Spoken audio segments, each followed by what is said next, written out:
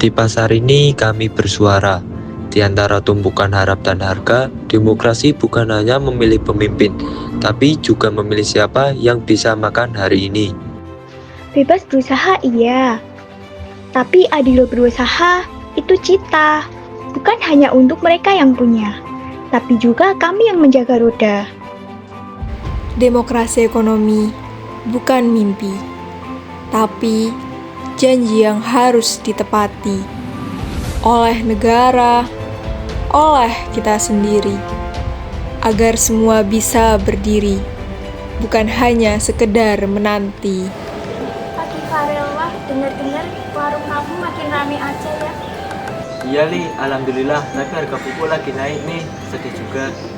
Itu masalah kita semua, Rel. Justru itu kenapa kita butuh demokrasi ekonomi.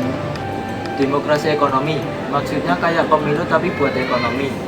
Bisa dibilang begitu, Ra. Artinya semua warga berhak menentukan arah ekonomi, bukan hanya pemerintah atau orang kaya saja yang pegang kendali. Yap, contohnya koperasi. Semua anggota itu punya suara dan nggak peduli besar kecilnya simpanan mereka. Wah, berarti pasar tani juga bisa dibilang demokratis ya? Yang menentukan harga kami bukan tengkulak. Tepat itu, Rel. Itu kekuatan ekonomi rakyat. Demokrasi ekonomi ialah ketika masyarakat punya kuasa atas alat distribusi dan produksi. Dan negara juga punya akses yang adil, contohnya seperti pendidikan, modal, dan pasar. Wah, berarti saya juga bagian dari demokrasi ekonomi ya? Jelas, Rel. Nah, mari kita mulai dari desa, dari hal kecil, karena suara rakyat sekecil apapun itu tetap berharga. Dan ekonomi kita akan jadi milik semua. Setuju, yang penting ada kopi dan keadilan.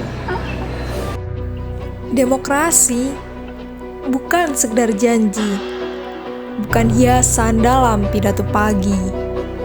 Ia hidup di hati yang berani, menjaga keadilan tanpa henti.